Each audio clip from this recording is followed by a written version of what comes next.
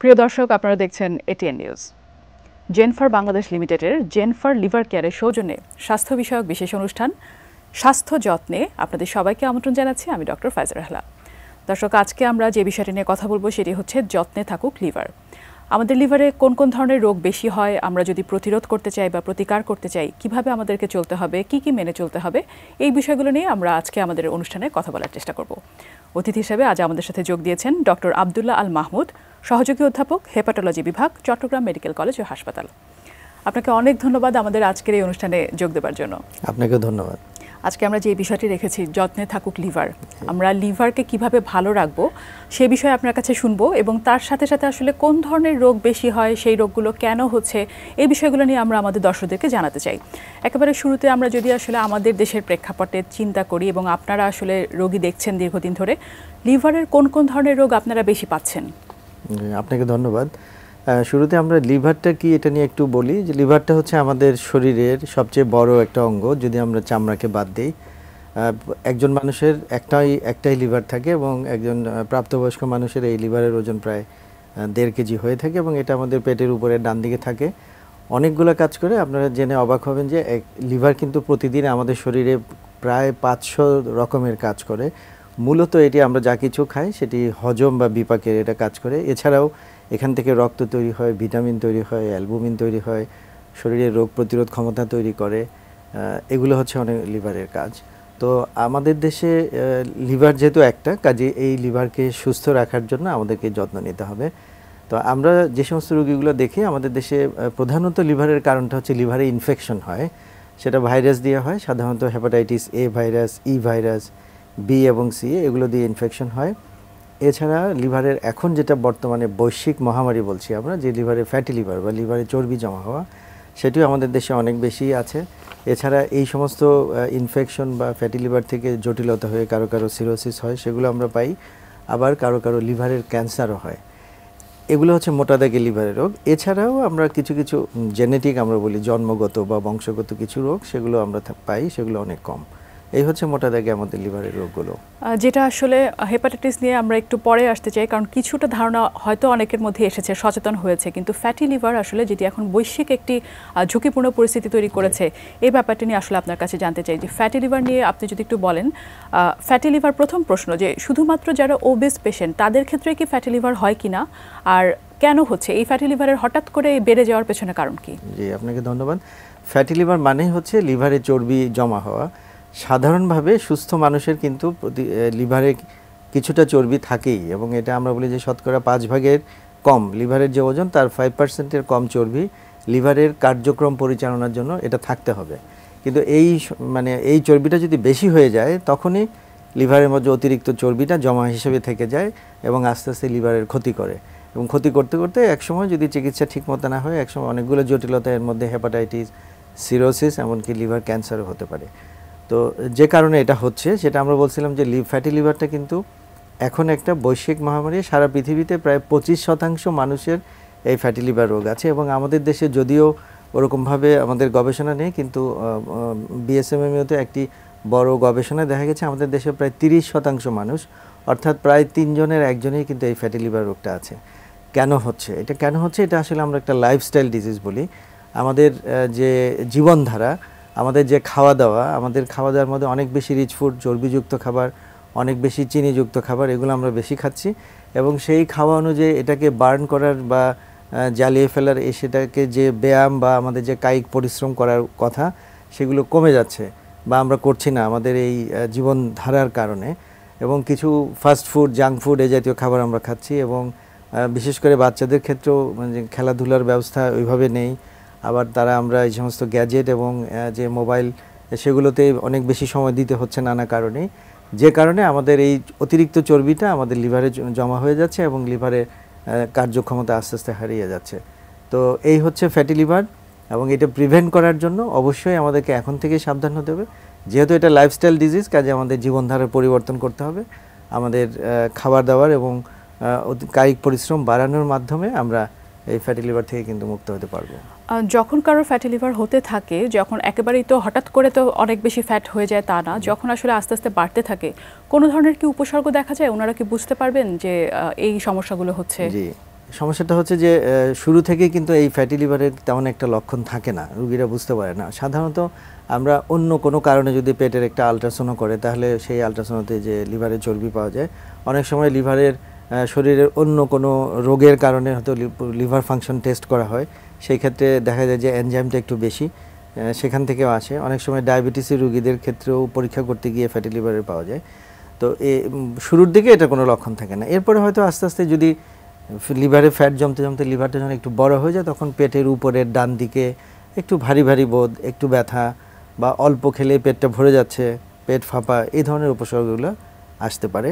এরপরে যখন আস্তে আস্তে লিভারের অনেক বেশি জটিলতা হয়ে যায়, যেমন ধরেন সিরোসিস হয়ে গেল, তখন সিরোসিস এবং তার যে জটিলতাগুলো, যে খাওয়া দাওয়ায় অরুচি, শুকিয়ে যাওয়া, ক্ষুধামান্দা বলি আমরা, তারপরে এর আরও যে সমস্ত জটিলতাগুলো, যে পেটে বা পায়ে ফুলা বা পানি চলে আসা, জন্ডিস হওয়া, আরও যে সমস্ত জটিলতাগুলো, সেগুলো রক্ত বমি হওয়া, এগুলো পরের দিকে আসতে পারে, কিন্তু শুরুর দিকে এটার বেশিরভাগেরই লক্ষণ থাকে না।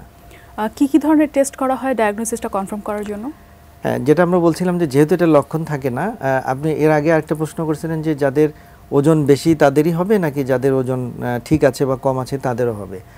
মজার ব্যাপার হলো, পাক ভারত উপমহাদেশের যে সমস্ত গবেষণা, সেখানে দেখা গেছে যে এখানে যাদের ওজন কম বা ওজন স্বাভাবিক আছে তাদের ক্ষেত্রেও এই ফ্যাটি লিভার হচ্ছে। সেটা হচ্ছে কেন, আমরা যে সমস্ত খাবারগুলো খাই, বিশেষ করে 3 বেলা ভাত খাওয়ার যে অভ্যাস, সেখান থেকেও কিন্তু আমাদের এই লিভারে চর্বি জমা হচ্ছে। আর পরীক্ষার যেহেতু এটার কোনো লক্ষণ থাকে না শুরু থেকে, পরীক্ষার মধ্যে আমরা বলি যে একটা আলট্রাসাউন্ড করলে লিভারে চর্বি বোঝা যায়। তারপরে আমরা লিভার ফাংশন টেস্ট, সেগুলো অল্প দামি, সেগুলো সব জায়গায় পাওয়া যায়, সেগুলো আমরা করি। এই লিভার ফাংশন টেস্ট এবং আলট্রাসাউন্ড, এই দুটো করে প্রাথমিকভাবে আমরা লিভারে চর্বির অস্তিত্ব বুঝতে পারি। তারপরে আরও যে সমস্ত স্পেসিফিক টেস্টগুলো রয়েছে, ফাইব্রোস্ক্যান বা আরও পরীক্ষাগুলো, সেগুলো হয়তো স্পেশালাইজড টেস্ট, সেগুলো করলে আমরা আরেকটু মানে স্পেশালি রোগীর চিকিৎসা দিতে সহায়তা হয়। যখন ধরা পড়লো যে ফ্যাটি লিভারে আক্রান্ত হয়েছেন কেউ একজন, সেক্ষেত্রে কি তখন লাইফস্টাইল মডিফিকেশনটাই একমাত্র সমাধান, নাকি ওষুধপত্র দেওয়া হয় বা চিকিৎসা কিভাবে করা হয়? হ্যাঁ, এটা হচ্ছে যে ফ্যাটি লিভারের সাথে কিন্তু অন্যান্য, আমরা বলি এটা একটা আমব্রেলা ডিজিজ, একটা মেটাবলিক সিনড্রোমের একটা পার্ট। তার মানে অন্য রোগও এটার সাথে অনেক সময় থাকে। যেমন ধরেন যারা ডায়াবেটিস থাকে, তাদের 60 থেকে 70% ডায়াবেটিসের রোগীর কিন্তু ফ্যাটি লিভারের ঝুঁকিতে থাকেন। কাজে তার ডায়াবেটিস আছে কিনা আমরা দেখতে হবে। তারপরে তার চর্বি বা আমরা বলি ডিসলিপিডেমিয়া, রক্তে চর্বি, কোলেস্টেরলের পরিমাণ বেশি থাকে। কারো বিশেষ করে মহিলাদের ক্ষেত্রেও হরমোনের সমস্যা থাকে, কারো প্রেশার থাকে এবং ওজন বেড়ে যাওয়া বা আমরা বলি স্থূলতা। তো কাজে এই রোগগুলো যদি সাথে থাকে, তাহলে এই রোগগুলোরও চিকিৎসা করতে হবে। আর ফ্যাটি লিভারের জন্য স্পেসিফিক যে কোনো চিকিৎসা এখন পর্যন্ত ওষুধ মানে বাংলাদেশে আসে নাই, যদিও FDA অ্যাপ্রুভ ড্রাগটা চলে এসছে বিদেশে, আমাদের দেশে এখনও আসে নাই। কিন্তু এখন পর্যন্ত আমাদেরকে লাইফস্টাইল মডিফিকেশন, যেটা আমরা বলছিলাম যে ওজন কমানো এবং খাদ্যাভ্যাসের পরিবর্তনের মাধ্যমে আমাদের ওজনটা যদি নিয়ন্ত্রণে রাখতে পারি, তাহলে কিন্তু ফ্যাটি লিভারকে আমরা দমন বা প্রতিরোধ করতে পারবো। আপনাকে অনেক ধন্যবাদ। আমরা লিভারের অন্যান্য রোগগুলো নিয়ে আরও শুনবো আপনার কাছ থেকে, তবে ছোট্ট একটি বিরতির পর। ধন্যবাদ। দর্শক, জেনফার বাংলাদেশ লিমিটেডের জেনফার লিভার কেয়ারের সৌজন্যে স্বাস্থ্য বিষয়ক বিশেষ অনুষ্ঠান স্বাস্থ্য যত্নে ছোট্ট একটি বিরতি নিচ্ছি, কিছুক্ষণের মধ্যে ফিরছি, সাথেই থাকুন।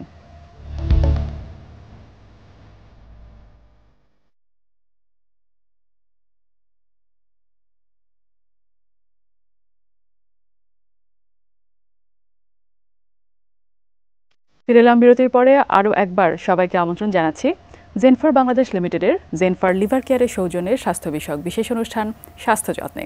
আপনাদের সাথে আছি আমি ডক্টর ফাইজুর রহলা। দর্শক, আজকে আমরা কথা বলছি যত্নে থাকুক লিভার এই বিষয়টি নিয়ে, এবং অতিথি হিসেবে আমাদের সাথে আছেন ডক্টর আব্দুল্লাহ আল মাহমুদ, সহযোগী অধ্যাপক, হেপাটোলজি বিভাগ, চট্টগ্রাম মেডিকেল কলেজ ও হাসপাতাল।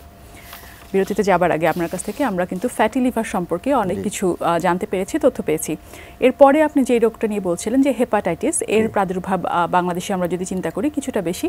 কোন ধরনের হেপাটাইটিসটা বাংলাদেশে বেশি হচ্ছে বা আপনারা পাচ্ছেন, এবং কি কি ধরনের উপসর্গ দেখা যাচ্ছে বা রোগীরা আসছে, এ ব্যাপারে যদি প্রথমে একটু বলতেন। আমরা যেটা বলছিলাম যে লিভারের রোগগুলোর মধ্যে ইনফেকশনটাই বেশি এবং ভাইরাস দিয়ে এটা হয়। সাধারণত আমাদের দেশে হেপাটাইটিস এ এবং ই, এই দুইটা ভাইরাস আমরা বলি অ্যাকিউট, মানে হঠাৎ করে রোগীর বিভিন্ন উপসর্গগুলো দেখা দেয়। এর মধ্যে ক্ষুধামান্দা বা অরুচি, তারপরে পেটের উপরের ডান দিকে একটু ব্যথা, চোখ হলুদ হয়ে যাওয়া, পেশাব হলুদ হওয়া, অনেক দুর্বল হয়ে যাওয়া, কারো একটু জ্বর হয় বা কারো জয়েন্টে বা অস্থি সন্ধিতে ব্যথা হয়, সেগুলো হচ্ছে তার প্রাথমিক লক্ষণগুলো। সেটা হেপাটাইটিস এ এবং ই, এই দুটো একই রকম। এরা সাধারণত পানি এবং দূষিত পানি এবং খাবারের মাধ্যমে এটা আমাদের শরীরে প্রবেশ করে। তবে এই রোগেরও স্পেসিফিক ওরকমভাবে কোনো চিকিৎসা নেই। প্রাথমিকভাবে আমরা বলি রোগীকে অবশ্যই বিশ্রামে থাকতে হবে, খাবার দাবারও ওরা স্বাভাবিক করতে পারবে, এবং কারো কারো যদি অনেক বেশি বমি হয়, খেতে না পারে, তাহলে হয়তো তাকে স্যালাইন দিতে হবে, এবং তার জন্য পায়খানা রেগুলার হয় সেটার ওষুধ দিতে হবে। এইভাবে কিন্তু সাধারণত 2 থেকে 3 সপ্তাহের মধ্যে এগুলো ভালো হয়ে যায়। আর এছাড়া যেটা হয় যে হেপাটাইটিস বি এবং সি, এই দুইটা রোগ কিন্তু মারাত্মক। এগুলো আমাদের শরীরে সাধারণত রক্তের মাধ্যমে, যার শরীরে এই রক্তের মধ্যে তার ভাইরাস আছে, তার কাছ থেকে যদি আমি রক্ত নিই তাহলে আমার শরীরে এটা ঢুকতে পারে। তাকে যে যন্ত্রপাতি দিয়ে অপারেশন বা দাঁতের কাজ করানো হলো সেগুলো যদি পরিষ্কার না করে আমাকে ব্যবহার করা হয় তাহলে আমার কাছে আসতে পারে। এছাড়া পরিবারে কারো যদি একজনের থাকে, পরিবারের অন্য সদস্যদেরও হতে পারে। তো এভাবে সাধারণত আমাদের শরীরে এটা ঢুকে। তো এই বি এবং সি এরও কিন্তু প্রাথমিক মানে শুরুর দিকে তেমন একটা লক্ষণ থাকে না, আমরা বলি অ্যাসিমটোমেটিক বা উপসর্গবিহীন। অনেক দিন পরে যদি এটা ঠিকমতো চিকিৎসা না হয় বা ধরা না পড়ে, এখান থেকে হেপাটাইটিস হয়, কারো কারো সিরোসিস হয়, এবং কারো কারো লিভার ক্যান্সারের দিকেও যেতে পারে। তো এগুলো আসলে রক্ত পরীক্ষার মাধ্যমেই হেপাটাইটিস বি এবং সি গুলো ধরা পড়ে। এটাও সাধারণত রোগীরা যদি অন্য কোনো রোগের কারণে অপারেশন করতে গিয়ে অথবা কেউ বিদেশে যাওয়ার আগে রক্ত পরীক্ষা করে সাধারণত এই রোগগুলো ধরা পড়ে। তো তখন আমরা আরও অন্যান্য পরীক্ষা নিরীক্ষা করে যদি বি বা সি এর চিকিৎসার প্রয়োজন হয় তাকে ওষুধ দিতে হবে। আবার অনেক সময় দেখা যায়, বিশেষ করে হেপাটাইটিস বি এর ক্ষেত্রে, আপনার শরীরে হেপাটাইটিস বি থাকা মানেই কিন্তু লিভার খারাপ এরকম না। দীর্ঘদিন এই ভাইরাসটি নীরব বা নিষ্ক্রিয় থাকতে পারে, সেই ক্ষেত্রে আপনার কোনো ওষুধ লাগবে না। তো কাজেই এই হেপাটাইটিস বি থাকলেই যে আপনি মানে ভয় পেয়ে যাওয়া বা এটা যে খারাপ কিছু সেরকম ভয় না পেয়ে চিকিৎসকের শরণাপন্ন হলে আপনি চিকিৎসা নিলে ভালো থাকবেন। বিআরসি এর ক্ষেত্রে এবার ভ্যাকসিন সম্পর্কে যদি একটু ধারণা দিতেন যে আসলে ভ্যাকসিনটা কোন বয়স থেকে নিতে হয়, কতটা ভ্যাকসিন নেওয়া লাগে, ডোজটা কেমন হয়, এ ব্যাপারে অনেকের মনে অনেক রকমের প্রশ্ন। জি জি, আমরা যেটা বলছিলাম যে বি এবং সি ভাইরাস দুইটা কিন্তু ক্রনিক বা দীর্ঘমেয়াদী একটা রোগ, এবং বিশেষ করে হেপাটাইটিস বিটা একজনের শরীরে ঢুকলে এটা কিন্তু সারা জীবন সে এটা বয়ে বেড়ায়। হেপাটাইটিস সি এর ক্ষেত্রে আমরা চিকিৎসা দিলে, এটা সাধারণত 3 মাস চিকিৎসা দিলে এটা নির্মূল হয়ে যায়। কিন্তু এই চিকিৎসাগুলো অনেক ব্যয়বহুল, এবং বিশেষ করে হেপাটাইটিস বি এর জন্য দীর্ঘমেয়াদে অনেক জটিলতা হয় এবং সারা জীবন ওষুধ খেতে হয়। এবং একসময় যদি সিরোসিস হয়ে যায় সেটা সহজে ভালো হয় না, এবং আরও জটিলতা হয়ে ক্যান্সার হয়ে গেলে লিভার ট্রান্সপ্লান্ট বা প্রতিস্থাপন ছাড়া কোনো চিকিৎসা থাকে না। এই জন্য এই দীর্ঘমেয়াদী এবং ব্যয়বহুল চিকিৎসা থেকে বেঁচে থাকার জন্য আমাদেরকে ভ্যাকসিন বা প্রতিষেধক নিতে হবে। বি ভাইরাসের জন্য টিকা আছে, কিন্তু সি ভাইরাসের জন্য কোনো টিকা নেই। কাজেই আমাদেরকে সাবধান থাকতে হবে সি ভাইরাসের জন্য। আর বি ভাইরাসের টিকাটা আপনি জন্মের পরেই টিকা দেওয়া যাবে। এখন আমাদের দেশের বাংলাদেশের সরকারের আসলে স্বাস্থ্য খাতের যে সমস্ত আমাদের সাফল্যের মধ্যে সবচেয়ে বড় সাফল্য হচ্ছে এই টিকাদান কর্মসূচি। আমরা বাচ্চাদেরকে শুরু থেকেই আমরা টিকা দিচ্ছি। এখন যেটা হচ্ছে যে 1.5 মাস বয়স থেকে যে টিকাটা দেওয়া হচ্ছে, ওই টিকার মধ্যেই হেপাটাইটিস বি এর টিকা ঢুকানো আছে, এবং এটা 2005 সাল থেকে এটা শুরু হয়েছে। তো কাজেই যারা 5-এর পরে জন্ম নিচ্ছেন তারা অটোমেটিক এটা পেয়ে যাচ্ছেন ইপিআই শিডিউলের মাধ্যমে। আর যারা 5 সালের আগে জন্ম নিয়েছেন তারা কিন্তু এটা মিস করেছেন। কাজেই তাদেরকে এখন টেস্ট করতে হবে হেপাটাইটিস বিটা ওনার শরীরে আছে কিনা। যদি না থাকে আপনি টিকা দিবেন। এটা প্রথম মাসে একটা, পরের মাসে একটা, এবং 6 মাস পরে একটা, এটা একটা শিডিউল।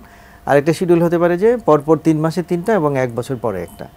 তবে এই টিকা দিয়ে নিলে আপনি নিরাপদ থাকবেন। তবে যেটা অধিকতর সুরক্ষার জন্য আপনি টিকাগুলো দেওয়ার পরে আমরা একটা শরীরে রক্ত পরীক্ষা বা অ্যান্টিবডির উপস্থিতি কেমন সেটা নিশ্চিত হয়ে নিলে আপনার টিকাটা কার্যকর হয়েছে কিনা সেটা আমরা বুঝতে পারবো। এবার একটু আসি যে পরবর্তী লিভার সিরোসিস বা লিভার ক্যান্সার সেখান থেকে হতে পারে, এই বিষয়গুলো নিয়ে খুব আপনার কাছে একটু জানতে চাই। অনেকের অনেক প্রশ্ন থাকে এবং সবাই দেখা যায় যে আতঙ্কিতই থাকেন। হেপাটাইটিস হলেই কি আসলে সেটার থেকে লিভার সিরোসিস হবে কিনা বা সেখান থেকে লিভার ক্যান্সার হয়ে যাবে কিনা, এটা কিন্তু একটি বড় ভয়ের প্রশ্ন, ভয়ের একটা ব্যাপার। এই ব্যাপারে যদি একটু বলতেন। হ্যাঁ, হেপাটাইটিস বি বিশেষ করে দীর্ঘদিন কিন্তু এটা নীরব বা নিষ্ক্রিয় থাকে, আমরা যেটা বলছিলাম। কাজে হেপাটাইটিস বি আপনার শরীরে ধরা পড়া মানেই ক্যান্সার বা সিরোসিস এরকম না। কারো কারো এটা সারা জীবন নিষ্ক্রিয় বা ইনঅ্যাক্টিভ থাকতে পারে। যেটা করতে হবে আপনাকে নিয়মিত ফলো আপ বলি আমরা, যে কখনো এটা অ্যাক্টিভ হচ্ছে কিনা, লিভারের কোনো ড্যামেজ হচ্ছে কিনা, সেটা যদি আমরা শুরু থেকে ধরতে পারি তাহলে এখান থেকে সিরোসিস বা ক্যান্সার হওয়ার ঝুঁকিটা অনেক কমে যাবে। আর হেপাটাইটিস সি এর ক্ষেত্রেও একই কথা, কিন্তু হেপাটাইটিস সি আপনার শরীরে উপস্থিত থাকলেই এই ভাইরাসটাকে চিকিৎসা করে ফেলতে হবে। এখন কিন্তু চিকিৎসা অনেক সহজলভ্য আগের চেয়ে। একটা সময় এই হেপাটাইটিস সি এর জন্য আমরা ইনজেকশন ব্যবহার করতাম, একটা ইনজেকশন ছিল 22,000 টাকা, এক একটা পেশেন্টের 3-4 লাখ টাকা খরচ হতো। এখন কিন্তু আমাদের মুখে খাওয়ার ওষুধ বা ট্যাবলেট রয়েছে, একটা ট্যাবলেট ডেইলি একটা করে আপনি 12 সপ্তাহ বা 84 দিন খেলে এই ভাইরাসটা নির্মূল হয়ে যায়। কাজেই 1 লাখ টাকার মধ্যেই হেপাটাইটিস সি এর চিকিৎসা সম্ভব। কাজে আমরা যদি চিকিৎসা নেই এবং নিয়মিত চিকিৎসকের ফলো আপের মধ্যে থাকি, তাহলে কিন্তু এই সিরোসিস বা সিরোসিসের পরের যে জটিলতাগুলো ক্যান্সার, সেগুলো থেকে আমরা মুক্ত থাকতে পারবো। আর সিরোসিস হয়ে গেলেও যদি আপনি নিয়মিত চিকিৎসা নেন, সেই ক্ষেত্রে আপনার সিরোসিস থেকে যে ক্যান্সার হবেই এমন কিন্তু নাও হতে পারে। এই জন্য নিয়মিত যদি ওষুধগুলো খায়, যেটা আমরা বলছিলাম যে হেপাটাইটিস বি এর জন্য যদি আপনার চিকিৎসার প্রয়োজন হয়, ওষুধ লাগে এবং সেই ওষুধ আপনাকে সারা জীবন খেতে হবে। যদি আপনি চালিয়ে যান তাহলে কিন্তু সিরোসিস বা ক্যান্সারের ঝুঁকি আপনার অনেক কমে যাবে। এখানে একটি প্রশ্ন, যেমন সিরোসিস হলেও আমরা একটু আতঙ্কিত হয়ে উঠি এবং ক্যান্সার হলেও আমরা আতঙ্কিত হই, সিরোসিস এবং ক্যান্সার এই দুটোর মধ্যে একটা মিনিমাম পার্থক্য যদি আমাদের দর্শকদেরকে একটু জানাতেন। সিরোসিস হলে যে সমস্ত লক্ষণ, অনেক সময় সিরোসিস হলে কিন্তু কোনো লক্ষণ থাকে না, আমরা অন্য কোনো একটা কারণে আলট্রাসাউন্ড করলাম, তখন পেটের মধ্যে দেখা গেল যে সিরোসিস আছে লিভারের মধ্যে। আর লিভার এইটার আরও যে সমস্ত লক্ষণগুলো, যেটা আমরা বলছিলাম যে শুকিয়ে যাওয়া, খেতে পারছি না, ক্ষুধামান্দা, পেটের উপরের ডান দিকে একটু একটু ব্যথা হচ্ছে, এগুলো হচ্ছে সিরোসিসের লক্ষণ। আর এখান থেকে যদি ক্যান্সার হয়ে যায়, ক্যান্সার হয়ে গেলে আবারও সেই ক্ষুধামান্দা, শুকিয়ে যাওয়া, পেটে বায় পানি আসে এবং পেটের উপরের ডান দিকে হঠাৎ করে অনেক বেশি ব্যথা হয়ে যাওয়া, বা এখানে কোনো একটা চাকা চলে আসছে, সেরকম লক্ষণগুলো আমরা ক্যান্সারের ক্ষেত্রে পাই। তবে সিরোসিস নিয়ে কিন্তু একটা পেশেন্ট অনেক দিন বা অনেক বছর বাঁচতে পারেন, কিন্তু ক্যান্সার যখন হয়ে যাবে তখন যে সমস্ত চিকিৎসাগুলো রয়েছে সেগুলো দিয়ে উনি হয়তো কিছুদিন ভালো থাকবেন বা ওনার কোয়ালিটি অফ লাইফটা ভালো থাকবে, কিন্তু যদি আমরা ট্রান্সপ্লান্ট করতে না পারি, সেই ক্ষেত্রে কিন্তু তার বেঁচে থাকার সম্ভাবনা অনেক কমে যায়। অনেকগুলো রোগের কথা আমরা শুনছি এবং চিকিৎসার ক্ষেত্রেও কিন্তু অনেক রকমের পদ্ধতি চলে আসে, সেই সবগুলো পদ্ধতি আসলে বাংলাদেশে সম্ভব কিনা এই ব্যাপারে একটু যদি আমাদের দর্শকদেরকে জানাতেন। আমরা যেটা বলছিলাম যে হেপাটাইটিস এ এবং ই এর খুব বেশি চিকিৎসা লাগে না, সিমটোম্যাটিক। বি এবং সি এর জন্য যে সমস্ত ওষুধ রয়েছে সারা পৃথিবীতে এই মুহূর্তে যেগুলো আবিষ্কৃত হয়েছে, অত্যন্ত আশার কথা হচ্ছে যে আমাদের দেশে সবগুলো ওষুধ পাওয়া যায় এবং মোটামুটি মানে ক্রয় ক্ষমতার মধ্যে। যদিও আমরা সরকার এবং অন্যান্য যারা সংশ্লিষ্ট তাদের কাছে আমাদের দাবি থাকবে যেন এগুলো আরও কমানো যায়, কিন্তু ওষুধগুলো সবই অ্যাভেলেবল।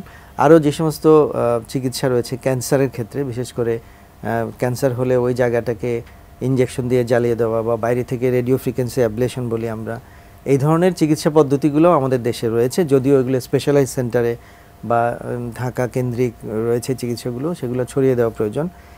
মোটামুটি সবগুলো চিকিৎসা ব্যবস্থাই রয়েছে, কিন্তু আমাদের দেশে যেটা সমস্যা সেটা হলো এখনও আমরা লিভার ট্রান্সপ্লান্ট বা লিভারটাকে বদলিয়ে ফেলা, সেই ব্যবস্থাটা এখনও আমরা চালু করতে পারি নাই। আমরা যেটা বলছিলাম যে সিরোসিস হয়ে গেলে বা আরও জটিলতাগুলো চলে আসলে এবং ক্যান্সার হয়ে গেলে কিন্তু আমাদের একমাত্র তখন ভরসা বা উপায় থাকে যে ট্রান্সপ্লান্ট করে ফেলা, যদি সেটা রোগীর পক্ষে সম্ভব হয়। কিন্তু সেই ট্রান্সপ্লান্টের প্রক্রিয়া আমাদের দেশে এখনও ওইভাবে চালু হয় নাই। শুরু হয়েছিল কিন্তু নানা কারণে সেটা আপাতত বন্ধ হয়েছে। কিন্তু আশার কথা হচ্ছে যে এই ট্রান্সপ্লান্টের বঙ্গবন্ধু শেখ মুজিব মেডিকেল বিশ্ববিদ্যালয়ের হেপাটোলজি বিভাগ এবং সংশ্লিষ্ট আরও যারা আছেন তাদের উদ্যোগে এখন কিন্তু লিভার ট্রান্সপ্লান্ট করার একটা প্রক্রিয়া আবার নতুন করে শুরু হয়েছে এবং আমরা হয়তো অদূর ভবিষ্যতে বছরখানেকের মধ্যে আমরা এই ট্রান্সপ্লান্ট শুরু করতে পারবো বলে আমরা আশা করছি। আবারও শুরু করতে পারবো এবং তাহলে আসলে আমাদের সাধারণ মানুষ অনেকভাবে উপকৃত হবেন। আমাদের এই অনুষ্ঠানে এসে যে লিভারের রোগ সম্পর্কে এবং চিকিৎসাগুলো সম্পর্কে এত কিছু আমাদের দর্শকদেরকে জানানোর জন্য আপনাকে অনেক ধন্যবাদ। আপনাকে ধন্যবাদ এবং এটিএন নিউজের সব দর্শক যারা আমাদের অনুষ্ঠান দেখলেন সবাইকে ধন্যবাদ। প্রিয় দর্শক, জেনফার বাংলাদেশ লিমিটেডের জেনফার লিভার কেয়ারের সৌজন্যে স্বাস্থ্য বিষয়ক অনুষ্ঠান স্বাস্থ্য যত্ন আজ তাহলে এ পর্যন্তই। আশা করছি আমাদের আজকের এই আলোচনা আপনাদের কাজে লাগবে। ভালো থাকুন, সুস্থ থাকুন এবং দেখতে থাকুন এটিএন নিউজ।